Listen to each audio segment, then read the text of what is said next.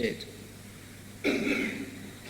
ಗೌತಮ ಬುದ್ಧರು ಅವರು ಬೋಧನೆ ಮಾಡಿದರು. ಅವರ ಶಿಷ್ಯರು ಅಥವಾ ಅನುಯಾಯಿಗಳು ಬೌದ್ಧ ಧರ್ಮ ಅಂತ ಹೇಳಿಬಿಟ್ರು. ಶಿಷ್ಯರು ಹೇಳಿದರು, ಅವರೇನು ಹೇಳಲಿಲ್ಲ. ಯಾಕೆ ಅಂತಂದರೆ ಹಿಂದಿನ ಬುದ್ಧರೇ ಆಗಲಿ ಅಥವಾ ಕ್ರಿಸ್ತರೇ ಆಗಲಿ ಯಾರೇ ಆಗಿರಲಿ ಅವರು ಬೋಧನೆ ಮಾಡಿದರೆ ಅಷ್ಟೇ ಜನಕ್ಕೆ.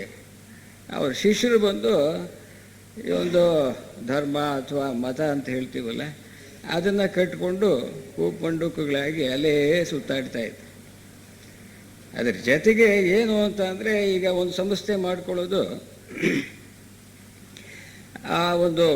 ಆ ಮಹಾತ್ಮರ ವಿಚಾರಗಳನ್ನು ಚೆನ್ನಾಗಿ ಎಲ್ಲರಿಗೂ ಕೂಡ ಅದನ್ನು ತಿಳಿಸಬೇಕು ಅನ್ನೋ ಉದ್ದೇಶನೂ ಕೂಡ ಇರುತ್ತೆ. ಹೀಗೆ ಮುಖ್ಯವಾಗಿ ಯಾಕೆ ನಾವು ಈ ಬುದ್ಧರ ಬೋಧನೆಗಳ ವಿಚಾರವಾಗಿ ನಾವು ತಿಳ್ಕೊಳ್ಬೇಕು ಅಂತ ಹೇಳಿದರೆ, ಅದನ್ನು ಚೆನ್ನಾಗಿ ತಿಳ್ಕೊಂಡಿರ್ತಕ್ಕಂಥ ಜ್ಞಾನಿಗಳು Buddhism is A scientific religion ಅಂತ ಹೇಳ್ತಾರೆ. ವೈಜ್ಞಾನಿಕವಾದ ಒಂದು ವಿಚಾರಗಳು ಅದರಲ್ಲಿ ಇದ್ದಾವೆ. ಏನು ನಾವು ಆ ಬುದ್ಧರು ಬೋಧನೆ ಮಾಡಿದರೆ ಅವುಗಳನ್ನು ಆ ಬೋಧನೆಗಳನ್ನು ಅನುಷ್ಠಾನ ಮಾಡಿ ನಾವೇ ಅದರ ಸತ್ಯವನ್ನು ಕಂಡ್ಕೊಳ್ಳೋದಕ್ಕೆ ಅವಕಾಶವಾಗುತ್ತೆ.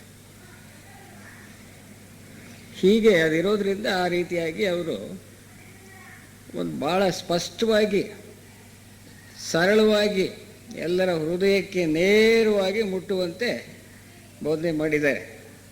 ಅವರ ಬೋಧನೆ ಅಮೋಘವಾಗಿರ್ತಕ್ಕಂಥ ಬೋಧನೆ, ಸಾಧಾರಣವಾದ ಬೋಧನೆ ಅಲ್ಲ.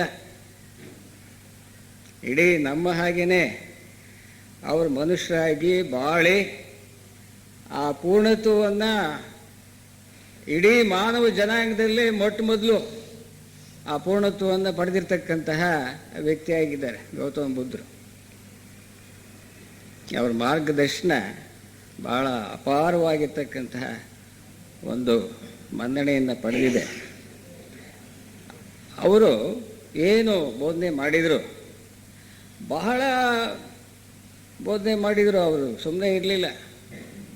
ಊರಿಂದ ಊರಿಗೆ ಅಲಿಯೋರು, ಪಟ್ಟಣದಿಂದ ಪಟ್ಟಣಕ್ಕೆ, ಹಳ್ಳಿಯಿಂದ ಹಳ್ಳಿಗೆ ಅವರು ಕಾಲ್ನಡಿಗೆಯಲ್ಲೇ ನಡೆದು ಸುಮಾರು 45 ವರ್ಷಗಳ ಕಾಲ ಅವರು ಬೋಧನೆ ಮಾಡಿದರು. ಕಾಲ್ನಡಿಗೆಯಲ್ಲೇ ಅಂಥ ಮಹಾನ್ ಭಾವ ಆತ. ಜನರ ಉದ್ಧಾರಕ್ಕಾಗಿ ಅವರು ಬೋಧನೆ ಮಾಡಿದರು. ಅವರಿಗೆ ಜ್ಞಾನೋದಯವಾಗಿದ್ದು ಯಾವಾಗಪ್ಪ ಅಂತ ಹೇಳಿದರೆ ವೈಶಾಖ ಶುದ್ಧ ಹುಣ್ಣಿಮೆ ದಿನದಂತು. ಅವರು ಅದೇ ವೈಶಾಖ ಶುದ್ಧ ಹುಣ್ಣಿಮೆನೇ ಆವತ್ತೇ ಹುಟ್ಟಿದವರು. ಜ್ಞಾನೋದಯವಾಗಿದ್ದೂ ವೈಶಾಖ ಶುದ್ಧ ಹುಣ್ಣಿಮೆ. ಆಮೇಲೆ ಅವರು ಬೋಧನೆ ಮಾಡಿದ್ದು ಹುಣ್ಣಿಮೆ ದಿವಸದಂದೇ. ವೈಶಾಖ ಶುದ್ಧ ಹುಣ್ಣಿಮೆಗೂ ಆಷಾಢ ಶುದ್ಧ ಹುಣ್ಣಿಮೆ ಇದು ಮೊನ್ನೆ ಆಯ್ತಲ್ಲ, ಅದಕ್ಕೆ 2 ತಿಂಗಳು ವ್ಯತ್ಯಾಸ.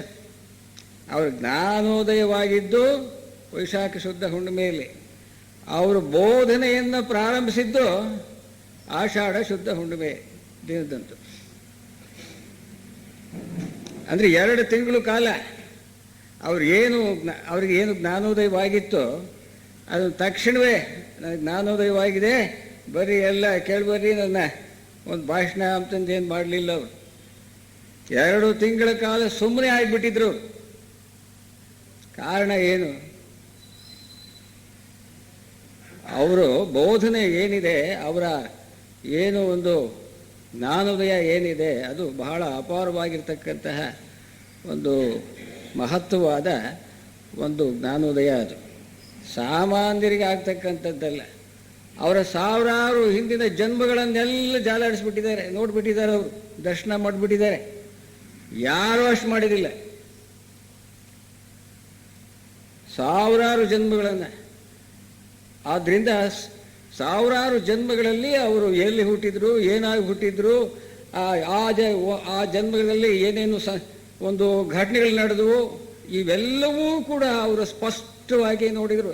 ಇಡೀ ಒಂದು ದಿವಸ ರಾತ್ರಿ ಎಲ್ಲ 4 ಹಂತಗಳಲ್ಲಿ ಅವರ ಅನುಭವವನ್ನು ನೋಡಿದರು. ಸಾಧಾರಣವಾಗಿ ಯಾರಿಗೂ ಆಗೋದಿಲ್ಲ. ಅದಕ್ಕೆ ಅವ್ರನ್ನ ಈ ಅವತಾರ ಪುರುಷ ಅಂತ ಹೇಳಿ ನಮ್ಮ ಹಿಂದೂಗಳು ಹೇಳ್ತಾರೆ. ಇರಲಿ, ಅವರು ಬಹುಜನ ಹಿತಾಯ, ಬಹುಜನ ಸುಖಾಯ, ಲೋಕಾನುಕಂಪಾಯ ಅನ್ನೋ ಒಂದು ಉದ್ದೇಶದಿಂದ ಅವರು ಸುಮಾರು ದೀರ್ಘಕಾಲ, ಅಂದರೆ 45 ವರ್ಷಗಳ ಕಾಲ ಅವರು ಕಾಲಲ್ಲೇ ಪರ್ಯಟನೆ ಮಾಡಿ ಜನಗಳ ಮನಸ್ಸನ್ನು ಪರಿವರ್ತನೆ ಮಾಡಿದರು. ಮನಸ್ಸಿನ ಬಗ್ಗೆ ಬಹಳ ಅಪಾರವಾಗಿರ್ತಕ್ಕಂಥ ಬೋಧನೆಯನ್ನು ಮಾಡಿದವರು ಯಾರು ಅಂತ ಹೇಳಿದರೆ ಗೌತಮ ಬುದ್ಧರು. ಅವ್ರನ್ನ ಈಸ್ ದಿ ಗ್ರೇಟೆಸ್ಟ್ ಸೈಕಾಲಜಿಸ್ಟ್ ಅನರ್ತ್ ಅಂತ ಹೇಳ್ಬೋದು. ಹಿಂದೂ ಯಾರೂ ಇರಲಿಲ್ಲ, ಋಷಿಗಳೆಲ್ಲ ಅವರವರು ಕಂಡುಕೊಂಡ್ರು, ಎಷ್ಟು ಸಾಧ್ಯವೋ ಅಷ್ಟು ಹೇಳಿದರು. ಆದರೆ ಇವರು ಹಾಗಲ್ಲ. ಅವರು ಸ್ಪಷ್ಟವಾಗಿ ವೈಜ್ಞಾನಿಕ ರೀತಿಯಲ್ಲಿ ಅವರು ನಮಗೆ ಎಲ್ಲರಿಗೂ ಕೂಡ ಬೋಧನೆಯನ್ನು ಮುಟ್ಟಿಸಿದ್ದಾರೆ, ತಲುಪಿಸಿದ್ದಾರೆ. ಅವರು ಅಂತ ಅವ್ರಿಗೆ ಭಗವಾನ್ ಅಂತ ಕರಿಬೋದು, ಭಗವಾನ್ ಬುದ್ಧರು ಅಂತ ಹೇಳಿ.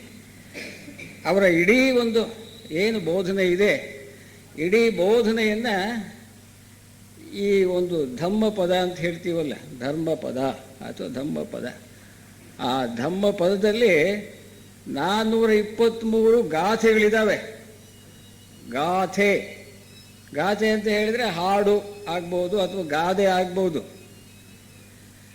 ಆ ಗಾಥೆ ಅಥವಾ ಈ ಗಾದೆಗಳ ಮುಖಾಂತರ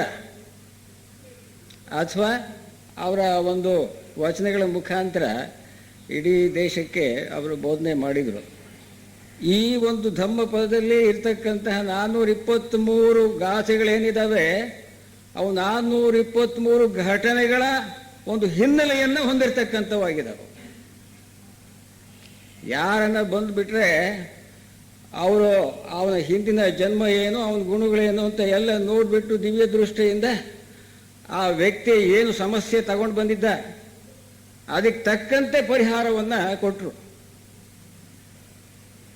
ಅವನ ಹಿನ್ನೆಲೆ, ಅವನ ಹಿಂದಿನ ಅನೇಕ ಜನ್ಮಗಳನ್ನು ಅವರು ನೋಡ್ತಾ ಇದ್ದರು. ಪ್ರತಿಯೊಬ್ಬ ವ್ಯಕ್ತಿಯ ಒಂದು ಹಿನ್ನೆಲೆಯನ್ನು ನೋಡ್ತಾ ಇದ್ದರು. ಆ ರೀತಿ ಅವರು ನಿಜವಾದ ಒಂದು ಬೋಧನೆಯನ್ನು ಕೊಡ್ತಕ್ಕಂತಹ ಮಹಾನ್ ಭಾವರು. ಆ ರೀತಿ ಇರಬೇಕು. ಆದರೆ ಸಿಕ್ಕೋದಿಲ್ವಲ್ಲ, ಭಾಳ ಕಡಿಮೆ ಜನ ಅಂತ. ಅವರು ಏನು ಬೋಧನೆ ಮಾಡಿದರು ಅಂತಕ್ಕಂಥದ್ದು ಬಹಳ ಮುಖ್ಯವಾಗಿರ್ತಕ್ಕಂಥದ್ದು. ಅವರು ಭಾಳ ಅಪಾರವಾದ ಒಂದು ಬೋಧನೆ ಮಾಡಿದರು. ಅದನ್ನು 3 ಭಾಗ ಮಾಡಿದರು, 3 ಗೊಂಚಲು ಅಥವಾ ತ್ರಿಪೀಠಕ ಅಂತ ಹೇಳಿ ಅದಕ್ಕೆ ಕರೀತಾರೆ. ಅದರಲ್ಲಿ ಈ ವಿನಯ, ಸುತ್ತ ಮತ್ತು ಅಭಿಧಮ್ಮ ಅಂಥೇಳಿ 3 ಭಾಗಗಳಾಗಿದ್ದಾವೆ. ಅದರಲ್ಲಿ ಈ ಸುತ್ತ ಪೀಠಕ ಅಂತೇನಿದೆ ಅದರಲ್ಲಿ ಈ ಧಮ್ಮ ಪದ ಬರುತ್ತೆ. ಒಂದೊಂದು ಅವರ ಬೋಧನೆಯ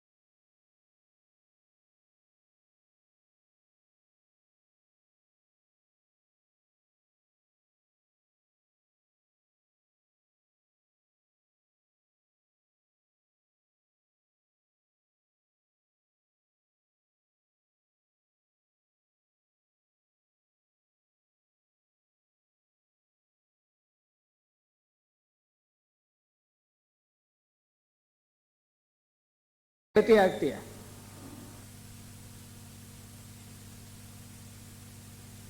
ಇದಾಯಿತು. ಕೃಷ್ಣನಿಗೆ ಕೇಳ್ತಾನೆ, ನನ್ನ ಮಗ ಎಲ್ಲಿದ್ದಾನೆ ಏನು ಅಂತೇಳಿ. ನೋಡಪ್ಪ, ಸ್ವರ್ಗದಲ್ಲಿದ್ದಾನೆ, ನೀನು ನೋಡೋಕೆ ಹೋಗ್ತೇನೆಯಾ? ಹೌದು ಸ್ವಾಮಿ, ನನಗೆ ಬಹಳ ವ್ಯಥೆ ಆಗಿಬಿಟ್ಟಿದೆ, ನನ್ನ ಮಗನ ನೋಡಬೇಕು.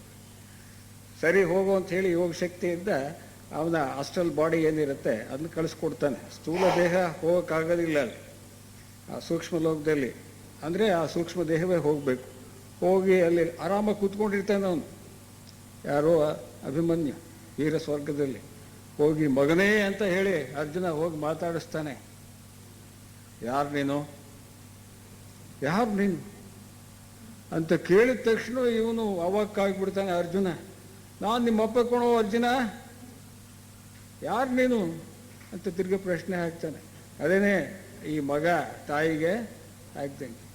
ಹಿಂದಕ್ಕೆ ಬರ್ತಾನೆ. ಅದಕ್ಕೆ ವ್ಯಾಮೋಹ ಸರಿ ಇರೋಲ್ಲ, ಇನ್ನೊಬ್ಬರನ್ನ ಅವಲಂಬಿಸೋದು ಸರಿ ಇರೋಲ್ಲ, ಅಂದರೆ ಆ ವ್ಯಾಮೋಹಕ್ಕೆ ಒಳಗಾಗೋದು ಸರಿ ಇರೋಲ್ಲ ಅಂತಕ್ಕಂಥದ್ದು.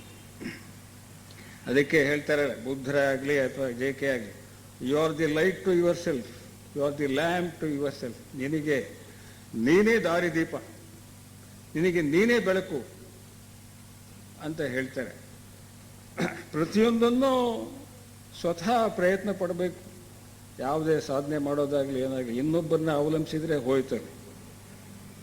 ಒಂದು ಮಟ್ಟದವರೆಗೆ ಗುರು ಬೇಕು, ಆಮೇಲೆ ಬೇಕಾಗೋದಿಲ್ಲ. ಆಮೇಲೆ ಇನ್ನೊಂದು ಗಾಥೆ ತಗೊಳ್ಳೋಣ. ಏನು ಅಂತ ಹೇಳಿದ್ರೆ, ಪುಣ್ಯ ಗ್ರಂಥಗಳನ್ನು ಬಹಳಷ್ಟು ಓದಿ ಉದಾಹರಿಸುವವನು ಅದರಂತೆ ನಡೆದುಕೊಳ್ಳದಿದ್ದರೆ ಅಂತಹ ಎಚ್ಚರಿಕೆ ಇಲ್ಲದ ಮನುಷ್ಯನು ಬೇರೆಯವರ ದನ ಕಾಯೋನಾಗ್ತಾನೆ. ಬೇರೆಯವರ ದನ ಕಾಯೋನೇ ಸರಿ. ಏನು, ಪುಣ್ಯ ಗ್ರಂಥಗಳನ್ನು ಬಹಳಷ್ಟು ಓದಿರ್ಬೋದು, ಓದಿ ಅವುಗಳನ್ನು ಇನ್ನೊಬ್ಬರಿಗೆ ಹೇಳ್ಬೋದು. ಆದರೆ ಅದರಂತೆ ಆ ಗ್ರಂಥದ ತತ್ವಗಳೇನಿರ್ತವೆ ಆ ತತ್ವಗಳಂತೆ ನಡ್ಕೊಳ್ಳದೆ ಹೋದರೆ ಇನ್ನೊಬ್ಬರ ದನ ಮೇಯಿಸೋನ ಆಗ್ತಾನೆ ಅಂತ ಇದೇ ಪದ ಹೇಳ್ತಾರೆ ಬುದ್ಧರು. ಅದರಿಂದ ಅವನಿಗೆ ಸಾರ್ಥಕ ಶ್ರಮಣ ಬದುಕು ದಕ್ಕೋದಿಲ್ಲ. ಅವನು ಎಷ್ಟೇ ಪಂಡಿತನಾಗಿದ್ರೂ ಪ್ರಯೋಜನ ಆಗೋಲ್ಲ. ಅವನು ಅನುಷ್ಠಾನಕ್ಕೆ ತರಬೇಕು ಆ ಒಂದು ತತ್ವಗಳನ್ನು. ಆಗಿದ್ರೆ ಮಾತ್ರ ಸಾಧ್ಯ. ಅದನ್ನು ಅದೇ ರೀತಿಯಲ್ಲಿ ಇನ್ನೊಂದು ಹೇಳ್ತಾರೆ, ಪವಿತ್ರ ಗ್ರಂಥಗಳನ್ನು ಬಹಳಷ್ಟು ಓದದಿದ್ದರೂ ಉದಾಹರಿಸದಿದ್ದರೂ ಅದರ ಉಪದೇಶವನ್ನು ಚೆನ್ನಾಗಿ ಅನುಸರಿಸುವವನು, ಅನುಷ್ಠಾನ ಮಾಡ್ತಕ್ಕಂಥವನು, ಅವನಿಗೆ ರಾಗ ದ್ವೇಷ ಮೋಹ ಇರೋದಿಲ್ಲ. ಬುದ್ಧರ ಉಪದೇಶ, ಇತರರು ಯಾರದೇ ಆಗಲಿ ಉಪದೇಶವನ್ನು ಅವನು ಚಾಚೂ ತಪ್ಪದೆ ಏನಾದರೂ ಆ ಉಪದೇಶವನ್ನು ಅನುಷ್ಠಾನಕ್ಕೆ ತಂದೋನೇ ಆದರೆ ಅವನೇನು ದೊಡ್ಡ ಸ್ಕಾಲರ್ ಅಥವಾ ಪಂಡಿತನಾಗೋದು ಬೇಕಾಗಿಲ್ಲ. ಎಷ್ಟು ಓದಿರ್ತಾನೋ ಅಷ್ಟೇ ಸಾಕು. ಅದನ್ನ ಅನುಷ್ಠಾನಕ್ಕೆ ತರದೇ ತಂದರೆ ಅವನಿಗೆ ಸದ್ಗತಿ ಪ್ರಾಪ್ತಿಯಾಗತ್ತೆ, ಅವನು ನಿಜವಾದ ಶ್ರವಣನಾಗ್ತಾನೆ ಅಂತ ಹೇಳುತ್ತೆ. ಎಷ್ಟೇ ನಾವು ಪಂಡಿತನಾದರೂ ಕೂಡ ಅನುಷ್ಠಾನಕ್ಕೆ ತರದಿದ್ರೆ ತತ್ವಗಳನ್ನು ಅವನು ಅಧೋಗತಿಗೆ ಹೋಗ್ತಾನೆ. ಸ್ವಲ್ಪನೇ ಓದಿ ವಿಚಾರವನ್ನು ತಿಳ್ಕೊಂಡು ಅದನ್ನೇ ಸರಿಯಾಗಿ ಅನುಷ್ಠಾನ ಮಾಡಿದರೆ ಅವನು ಮುಕ್ತಿಯನ್ನು ಪಡಿತಾನೆ. ಒಂದು ಇದರ ಹಿನ್ನೆಲೆ ಏನಪ್ಪ, ಈ ಗಾಥೆಗಳ ಹಿನ್ನೆಲೆ ಅಂತ ಹೇಳಿದರೆ, ಬುದ್ಧರ ಹತ್ರ ಅನೇಕ ಶಿಷ್ಯರಿದ್ದರು. ಅದರಲ್ಲಿ ಒಂದಿಬ್ಬರು ಶಿಷ್ಯರ ವಿಚಾರ ತಗೊಳ್ಳೋಣ. ಒಬ್ಬ ಶಿಷ್ಯ ಪ್ರಕಾಂಡ ಪಂಡಿತ, ಬುದ್ಧರ ಏನು ಬೋಧನೆಗಳನ್ನು ಕರ್ತಲಾ ಮಲ್ಕವಾಗಿ ಚೆನ್ನಾಗಿ ಅವನು ತಿಳ್ಕೊಂಡಿದ್ದ. ಇನ್ನೊಬ್ಬರ ಜೊತೆಗೆ ಚೆನ್ನಾಗಿ ವಾದನೂ ಕೂಡ ಮಾಡ್ತಾ ಇದ್ದ ಅವನು. ಆದರೆ ಅವನು ಬುದ್ಧನ ತತ್ವಗಳನ್ನು ಅನುಷ್ಠಾನಕ್ಕೆ ತಂದಿರಲಿಲ್ಲ. ಅವನು ಒಬ್ಬ ಪ್ರಾಪಂಚಿಕ ವ್ಯಕ್ತಿಯಾಗಿ ನಡ್ಕೊಳ್ತಾ ಇದ್ದ. ಅವನಿಗೆ ಪಾಂಡಿತ್ಯ ಇದ್ದರೂ ಕೂಡ. ಇನ್ನೊಬ್ಬ ಶಿಷ್ಯ, ಬುದ್ಧರಿಗೆ ಇನ್ನೊಬ್ಬ ಶಿಷ್ಯ ಇದ್ದ, ಅವನು ಸ್ವಲ್ಪನೇ ಓದಿರೋದು. ಅವನು ಸ್ವಲ್ಪ ಏನು ಓದಿದಾನೆ ಅದನ್ನ ಅನುಷ್ಠಾನಕ್ಕೆ ತಂದ. ಅನುಷ್ಠಾನಕ್ಕೆ ತಂದಿದ್ರಿಂದ ಅವನು ಅರ್ಹಂತ ಪದವಿ ಪಡೆದ. ಅವನು ಆ ಮುಕ್ತ ಸ್ಥಿತಿಯನ್ನು ಪಡೆದ. ಸ್ವಲ್ಪನೇ ಓದಿದ್ರು ಕೂಡ, ಪಂಡಿತನಾಗದೇ ಇದ್ರೂ ಕೂಡ. ಆದರೆ ಹೀಗೆ ಇದ್ದಾಗ ಈ ಪಂಡಿತನಾಗಿದ್ನಲ್ಲ, ಆ ಪಂಡಿತನಾಗಿರ್ತಕ್ಕಂಥವನು ಇವನಿಗೆ ಏನು ಪಾಂಡಿತ್ಯ ಇರಲಿಲ್ವಲ್ಲ ಇನ್ನೊಬ್ಬನಿಗೆ, ಅವನ್ನ ಗೇಲಿ ಮಾಡೋನು, ಅವನ್ನೇ ಎಲ್ಲ ಇನ್ನೂ ಅನೇಕ ಜನಕ್ಕೆ ಗೇಲಿ ಮಾಡೋನು. ನನಗೆ ಇಂಥ ಈ ವಿಚಾರ ಗೊತ್ತು, ಅಂಥ ವಿಚಾರ ಗೊತ್ತು ಅಂತ ಹೇಳಿಬಿಟ್ಟು, ಎಲ್ಲಿ ಈ ಪ್ರಶ್ನೆಗೆ ಉತ್ತರ ಕೊಡು ನೋಡೋಣ ಅಂತ ಹೇಳಿಬಿಟ್ಟು ಅವರ ಸಹೋದ್ಯೋಗಿಗಳಲ್ಲೇ ಅವನು ಇದು ಮಾಡ್ತಾ ಇದ್ದ. ಆಗ ಕೆಲವರು ಉತ್ತರ ಕೊಡೋಕೆ ಆಗ್ತಿರ್ಲಿಲ್ಲ, ಯಾಕೆ ಅವನು ಪಂಡಿತನಾಗಿದ್ನಲ್ಲ, ಎಲ್ಲ ವಿಚಾರ ತಿಳ್ಕೊಂಡಿದ್ನಲ್ಲ, ಉತ್ತರ ಕೊಡೋಕೆ ಆಗ್ತಿರ್ಲಿಲ್ಲ. ಆಗ ಅವ್ರನ್ನ ಆ ರೀತಿಯಾಗಿ ಗೇಲಿ ಮಾಡ್ತಾ ಇದ್ದ, ಅವಹೇಳನ ಮಾಡ್ತಾ ಇದ್ದ. ಈ ವಿಚಾರ ಬುದ್ಧರಿಗೆ ಗೊತ್ತಾಯಿತು. ಗೊತ್ತಾದ್ಮೇಲೆ ಏನಾಯಿತು, ಆ ಇಬ್ಬರನ್ನು ಕರೆಸ್ತಾರೆ. ಏನು ಆ ಪಂಡಿತನ್ನು ಮತ್ತು ಇನ್ನೊಬ್ಬ ಏನೋ ವಿಚಾರ ಹೆಚ್ಚಾಗಿ ತಿಳ್ಕೊಳ್ಳದೆ ಇರತಕ್ಕಂತಹ ವ್ಯಕ್ತಿ, ಅವನು ಕರೆಸ್ತಾರೆ. ಕರೆಸಿ ಬೇರೆ ಎಲ್ಲ ಇರ್ತಾರೆ ಶಿಷ್ಯರು. ಆಗ ಒಂದು ಪ್ರಶ್ನೆ, ಕೆಲವು ಪ್ರಶ್ನೆಗಳನ್ನು ಕೇಳ್ತಾರೆ ಬುದ್ಧರು, ಏನೋ ಆ ಪಂಡಿತನಿಗೆ ಕೇಳಿದಾಗ ಅವೆಲ್ಲ ಅನುಭವಕ್ಕೆ ಸಂಬಂಧಿಸಿರ್ತಕ್ಕಂಥ ಪ್ರಶ್ನೆಗಳಾಗಿರ್ತವೆ. ಆ ಪ್ರಶ್ನೆಗಳಿಗೆ ಸರಿಯಾದ ಉತ್ತರ ಕೊಡೋಕೆ ಆಗಲೇ ಇಲ್ಲ ಅವನಿಗೆ. ಇನ್ನೊಬ್ಬ ಸುಮಾರಾಗಿ ಓದಿದ್ನಲ್ಲ, ಅವನಿಗೆ ಕೇಳ್ತಾರೆ, ಅವನು ಆ ಬುದ್ಧರ ಎಲ್ಲ ಪ್ರಶ್ನೆಗಳಿಗೂ ಉತ್ತರ ಕೊಟ್ಬಿಡ್ತಾನೆ. ಯಾಕೆ? ಇದೆಲ್ಲ ಏನು ಅನುಭವದ ಪ್ರಶ್ನೆಗಳಾಗಿದ್ವಿವೋ ಅವನಿಗೆ, ಆ ಪಂಡಿತನಿಗೆ ಅನುಭವ ಆಗಿದ್ರೆ ತಾನೆ ಉತ್ತರ ಕೊಡೋಕೆ ಸಾಧ್ಯ. ಇವನಿಗೆ ಕಡಿಮೆ ಓದೋನಿಗೆ ಅನುಭವಗಳೇ ಜಾಸ್ತಿ ಇತ್ತು, ಅವನು ಉತ್ತರ ಕೊಟ್ಬಿಟ್ಟ ಎಲ್ಲದಕ್ಕೂ. ನೋಡ್ದ, ಪಾಂಡಿತ್ಯ ಏನು ಪ್ರಯೋಜನ ಇಲ್ಲ ಕಣಯ್ಯ.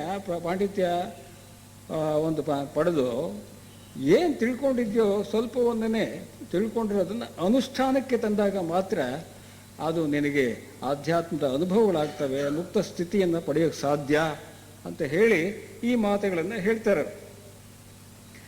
ನಂತರ ಇನ್ನೊಂದು ಇದಕ್ಕೆ ಹೋಗೋಣ, ಇನ್ನೊಂದು ಗಾಥೆಗೆ. ಅದು ಮೂರ್ಖ ವರ್ಗ ಅನ್ನೋ ಒಂದು ಚಾಪ್ಟರ್ನಿಂದ ತಗೊಂಡಿದೆ. ನನಗೆ ಮಕ್ಕಳುಂಟು, ನನಗೆ ಐಶ್ವರ್ಯ ಉಂಟು ಎಂದು ಯೋಚಿಸುತ್ತಾ ಮೂರ್ಖನು ಕೊರಗುತ್ತಾನೆ. ನನಗೆ ಮಕ್ಕಳ ಇದ್ದಾರೆ, ನನಗೆ ಐಶ್ವರ್ಯ ಇದೆ ಅಂತ ಹೇಳಿ ಬೀಗ್ತಾ ಇರ್ತಾನೆ ಅವನು. ಆ ಬೀಗ್ತಾ ಇರೋದೇನು, ಅದು ಕೊರಗೆ ವಿನಃ ಅವನ ಸಂತೋಷ, ಪೂರ್ಣ ಸಂತೋಷವನ್ನು ತರಕ್ಕೆ ಸಾಧ್ಯವಾಗೋದೇ ಇಲ್ಲ. ಯಾರಿಗೆ ಅಹಂಕಾರದಿಂದ ನಾನು ಸಾಹುಕಾರ, ನನಗೆ ಇಂಥ ಮಕ್ಕಳಿದ್ದಾರೆ, ಇಂಥ ಆಸ್ತಿ ಇದೆ, ಅದಿದೆ ಅಂತ ಹೇಳಿ ಕೊಚ್ಕೊಳ್ತಾರಲ್ಲ, ಆ ರೀತಿ ಅಂದ್ಕೊಳ್ಳೋದು ಏನಿದೆ ಅದು ಮೂರ್ಖತನ ಅಂತ ಹೇಳ್ತಾರೆ. ಯಾಕೆ ಅಂತ ಹೇಳಿದ್ರೆ, ತಾನೇ ತನ್ನವನಲ್ಲ, ನನಗೆ ಮಕ್ಕಳುಂಟು, ನನಗೆ ಐಶ್ವರ್ಯ ಉಂಟು ಎಂದು ಹೇಳಿಕೊಳ್ಳುವವನು ಮೂರ್ಖನು. ಆಮೇಲೆ ಇನ್ನೊಂದು ಏನು ಹೇಳುತ್ತೆ, ನನಗೆ ಅದಿದೆ ಇದಿದೆ ಅನ್ನೋದು ಇರಲಿ, ತಾನೇ ತನ್ನವನಲ್ಲ, ಮಕ್ಕಳು ನನ್ನವರು, ಆಸ್ತಿ ನನ್ನದು ಅಂತ ಏನು ಹೇಳ್ತೀಯ ಅಂತ ಮೂರ್ಖನಿಗೆ ಏನು ಹೇಳ್ತಾರೆ, ತಾನೇ ತನ್ನವನಲ್ಲ, ಆ ಮಕ್ಕಳು ಇದ್ದಾರೆ ಮತ್ತು ಆಸ್ತಿ ಇದೆ ಅಂತ ಹೇಳಿ ಕೂತ್ಕೊಳ್ತೀಯಲ್ಲೋ, ನೀನೇ ನಿನ್ನವನಲ್ಲ ನೀನು ಅಂತ ಹೇಳಿ ಅವನಿಗೆ ಬೋಧನೆ ಮಾಡ್ತಾನೆ. ಅದು ಏನು ಅಂತ ಹೇಳಿದರೆ, ಅಲ್ಲಿ ಒಂದು ಘಟನೆ ಅಥವಾ ಹಿನ್ನೆಲೆ. ತನಗೆ ತಾನೇ ತನ್ನವನಲ್ಲ ಅಂತ ಹೇಳಿದರೆ, ಈಗ ನನಗೆ ಮಕ್ಕಳುಂಟು ಅಥವಾ ಐಶ್ವರ್ಯ ಇದೆ ಅಂತ ಹೇಳ್ಕೊಳ್ಳೋನು ಯಾರು? ಆ ಒಳಗಡೆ ಇರ್ತಕ್ಕಂಥ ಅಹಂ ತಾನೇ ಹೇಳ್ಕೊಳ್ಳೋದು. ಆ ಅಹಂ ಅಂತಕ್ಕಂಥದ್ದೇ ಸುಳ್ಳು. ಅದಕ್ಕೆ ಬರುತ್ತೆ, ಅದು ಹೋಗುತ್ತೆ. ಅದು ಅಹಮ್ಮನ್ನು ನಿರ್ಮೂಲನೆ ಮಾಡೋಕ್ಕೆ ಸಾಧ್ಯತೆ ಇದೆ. ಆ ಅಹಂನಿಂದ ನನಗೆ ಅದಿದೆ ಇದಿದೆ ಆಸ್ತಿ ಇದೆ ಹಂಗೆ ಅಂತ ಹೇಳ್ಕೊಳ್ತೀನಿ. ಆ ಅಹಮ್ಮೇ ನಿನ್ನದಲ್ಲ, ಆದ್ರಿಂದ ನೀನು ನನಗೆ ಅದಿದೆ ಇದೆ ಅಂತ ಹೇಳ್ಕೊಳ್ತೀಯಲ್ಲ ಮೂರ್ಖ ಅಂತ ಹೇಳಿ ಆ ಮೂರ್ಖರಿಗೆ ತಿಳಿಸ್ತಕ್ಕಂಥದ್ದು. ನನಗೆ ಮಕ್ಕಳಿದ್ದಾರೆ, ಆಸ್ತಿ ಇದೆ ಅಂಥೇಳಿ ಗಂಟು ಬೀಳ್ಬೇಡ, ಅದಕ್ಕೆ don't be attach to it ಅಂತ ಹೇಳ್ತಾರೆ. ಅದಕ್ಕೆ ಒಂದು ಹಿನ್ನೆಲೆ ಇದೆ. ಹೀಗೆ ಒಬ್ಬ ಜಿಪುಣ ಸಾಹುಕಾರ, ಕೋಟ್ಯಾಧೀಶ್ವರ, ಅವನು ತನಗೆ ಮಕ್ಕಳು ಇರ್ತಾರೆ, ಎಲ್ಲ ಇರ್ತಾರೆ. ಆಮೇಲೆ ಇದ್ದಕ್ಕಿದ್ದಂಗೆ ನೆಕ್ಸ್ಟ್ ಅವ್ನು ಸತ್ತು ಹೋಗ್ತಾನೆ ಅವನು ವಯಸ್ಸಾದ ಮೇಲೆ. ಸತ್ತೋದ ಮೇಲೆ ತಿರ್ಗಾ ಹುಡ್ತಾನೆ ಯಾರೋ ಆ ಸಾಹುಕಾರ, ಮಕ್ಕಳು ಎಲ್ಲ ಇರ್ತಾರಲ್ಲ. ಹೀಗೆ ಅವನು ಹುಟ್ಟಿ ಇದೆಲ್ಲ ಒಂದು ಯುವಕನಾದ ಒಂದು ಸಂದರ್ಭದಲ್ಲಿ ಅವ್ರ ಮನೆ ಮುಂದೆನೇ ಪಾಸ್ ಆಗ್ತಾನೆ. ಯಾರೋ ಆ ಮುದುಕ ಏನು ಸತ್ತು ಹೋಗಿದ್ದ ಹಿಂದಿನ ಆ ಮನೆ ಮತ್ತು ಅವ್ರ ಮಕ್ಕಳು ಅಲ್ಲಿ ಆದರೆ ಇರ್ತಾರೆ, ಅದ್ರ ಮುಂದೆ ಪಾಸ್ ಆಗ್ತಾನೆ. ಮನೆ ಮುಂದೆ ಪಾಸ್ ಆದಾಗ ಅದನ್ನ ನೋಡಿಬಿಟ್ಟು ಒಳಕ್ಕೆ ಹೋಗ್ಬೇಕು ಅನ್ಸುತ್ತೆ ಅವನಿಗೆ. ಒಳಕ್ಕೆ ಹೋಗ್ಬಿಡ್ತಾನೆ ಅವನು. ಒಳಕ್ಕೆ ಹೋದ ತಕ್ಷಣವೇ ಆ ಮನೆ ಒಡೆಯ ಇರ್ತಾನಲ್ಲ ಅವನ ಮಗ, ಅವನು ತಗೊಂಡು ಬಂದು ಏನು ಮಾಡ್ತಾನೆ, ಅವನು ಓದ್ಕೊಂಡು ಬಂದು ಹೊರಗೆ ಬಿಸಾಕ್ಬಿಡ್ತಾನೆ. ಅವನು ಹೊರಗೆ ಬಿಸಾಕ್ತಾನೆ. ಅದೇ ಸಂದರ್ಭದಲ್ಲಿ ಬುದ್ಧ ಭಗವಾನರು ಆ ದಾರಿಯಲ್ಲಿ ಹೋಗ್ತಾ ಇರ್ತಾರೆ. ಈ ದೃಶ್ಯ ನೋಡ್ತಾರೆ. ನೋಡಿಬಿಟ್ಟು ಅವನಿಗೆ ಕರೆದು ಹೇಳ್ತಾರೆ, ಆ ಮನೆ ಯಜಮಾನ ಏನು ತಂದು ಆತನ ಹೊರಗೆ ಬಿಸಾಕಿದ ಅವನಿಗೆ ಹೇಳ್ತಾರೆ, ಇವ್ರು ಯಾರು ಅಲ್ಲ ಕಣಯ್ಯ, ಹಿಂದಿನ ಜನ್ಮದಲ್ಲಿ ನಿಮ್ಮ ತಂದೆ ಆಗಿದ್ರು ಕಣಯ್ಯ, ನಿಮ್ಮ ತಂದೆ ಆಗಿದ್ರು ಹಿಂದಿನ ಜನ್ಮದಲ್ಲಿ, ಅವನ್ನೇ ಬಿಸಾಕ್ತೀಯಲ್ಲೋ ಅಂತ ಹೇಳ್ತಾರೆ. ಅಂದ್ರೆ ಏನು, ಇವನು ಹಿಂದಿನ ಜನ್ಮದಲ್ಲಿ ಅವನು ಮಕ್ಕಳಿದೆ ಇದ್ರು ಮತ್ತು ಸಾಹುಕಾರನಾಗಿದ್ದ, ಈ ಜನ್ಮದಲ್ಲಿ ಬಡವನಾಗಿದ್ದ ಅವನು. ಅದು ಹಿಂದಿನ ಜನ್ಮದ್ದೇನೆ ಇಟ್ಕೊಂಡು ಅವನು ಈ ಕೆಲಸ ಮಾಡ್ದ. ಆ ಒಂದು ಏನು ಆ ಮಕ್ಕಳು ಆಸ್ತಿ ಏನಿತ್ತು ಅದು ಈ ಜನ್ಮದಲ್ಲಿ ಅವನಿಗೆ ಬರಲಿಲ್ಲ, ದಕ್ಕಲಿಲ್ಲ. ಹೀಗೆ ಆಯಾ ಜನ್ಮಕ್ಕೇ ಹೋಗ್ತಾವವು.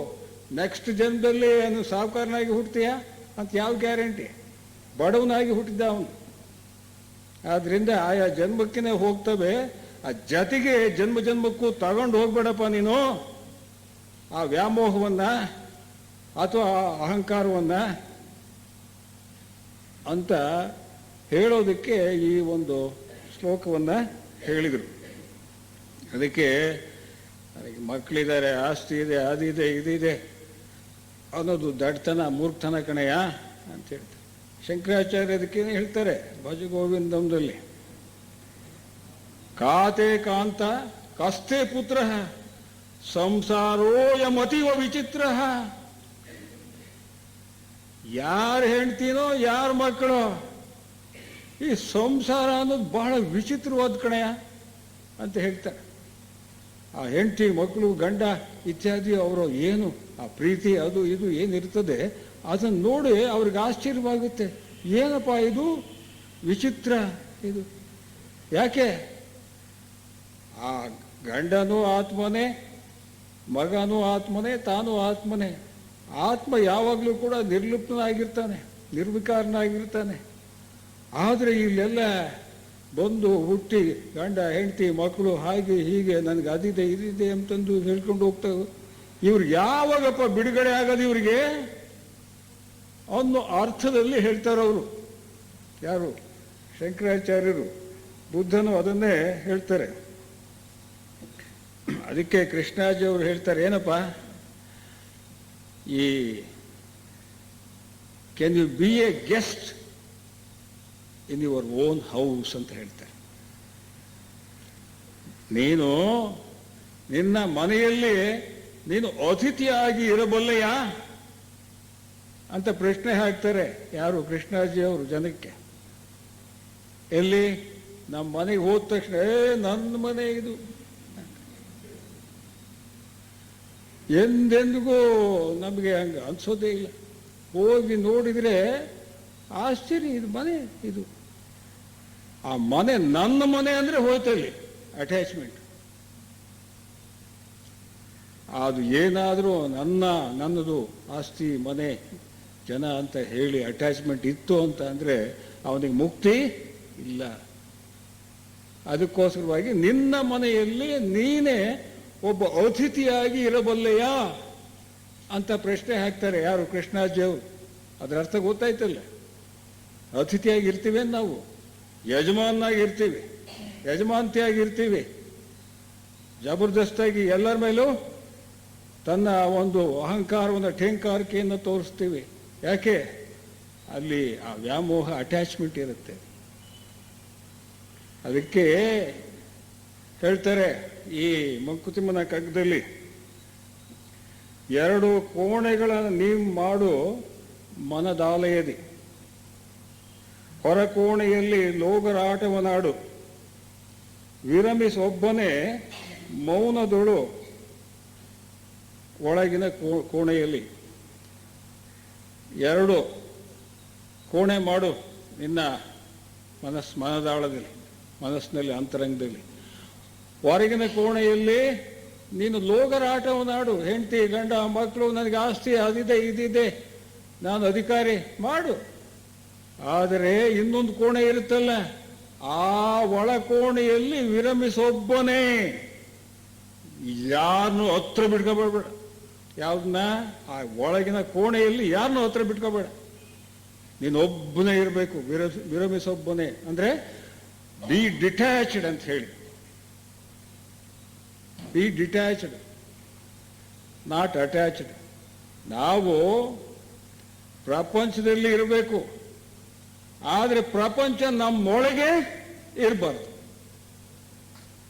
ಆ ಪದ್ಮ ಪತ್ರ ಏನಿದೆ, ಆ ಕಮಲದ ಹೂವು ನೀರಿನಲ್ಲಿದ್ರೂ ಕೂಡ, ಆ ಕಮಲದ ಎಲೆ ಹೂವಿನ ಮೇಲೆ ಆ ನೀರು ಇದ್ರೂ ಕೂಡ ಅವು ಅಂಟ್ಕೊಂಡಿರ್ತಾವೇನ, ತೆಗೆದ ತಕ್ಷಣ ಕ್ಲೀನಾಗಿರುತ್ತೆ.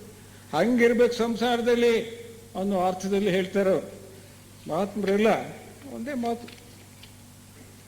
ಹೀಗೆ ಅದಾದ್ಮೇಲೆ ಮುಖ್ಯವಾಗಿ ಏನು ಅಂತ ಹೇಳಿದ್ರೆ, ಈ ಬುದ್ಧರಿಗೆ ಜ್ಞಾನೋದಯವಾಗುತ್ತೆ.